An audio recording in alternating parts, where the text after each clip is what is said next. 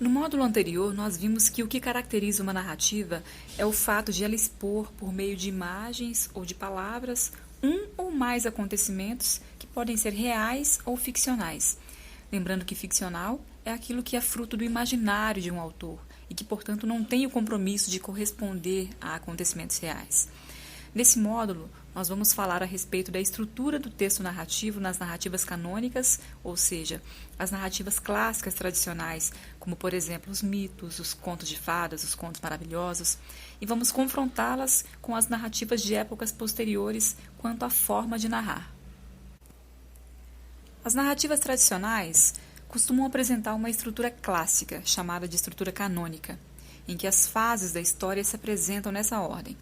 Primeiramente, apresentam-se os principais elementos da narração, como personagens, espaço, tempo. Nesse momento, há uma situação de equilíbrio. Em seguida, apresenta-se o elemento complicador, que vai interromper esse equilíbrio inicial. Esse problema vai gerar outros problemas, outros fatos, momentos de tensão, que vão culminar em um momento de tensão máxima que nós chamamos de clímax. E, por fim, o problema é solucionado. Vamos observar essa estrutura no seguinte exemplo. A árvore que pensava, Oswaldo França Júnior.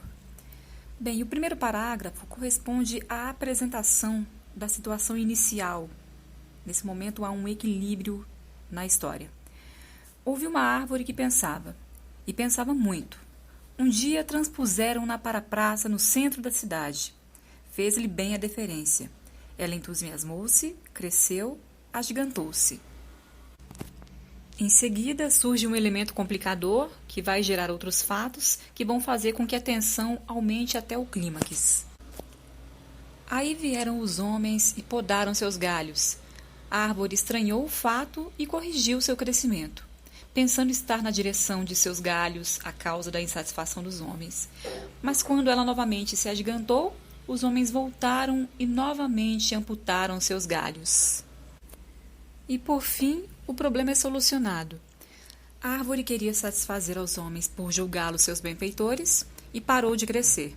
E como ela não crescesse mais, os homens a arrancaram da praça e a colocaram outra em seu lugar. Esse é um exemplo de uma narrativa que apresenta a estrutura canônica, em que todas as fases se apresentam na história e todas elas na ordem em que ocorreram.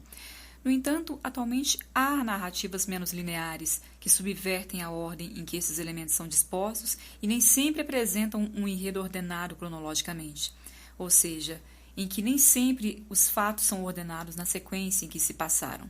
Em algumas narrativas, por exemplo, o narrador pode interromper a narração para fazer digressões, ou seja, momentos em que ele se afasta do assunto e faz divagações. Há outras narrativas em que o narrador faz uma interrupção na sequência temporal para relatar eventos passados. Então, há narrativas, especialmente as atuais, que não apresentam obrigatoriamente uma estrutura rígida.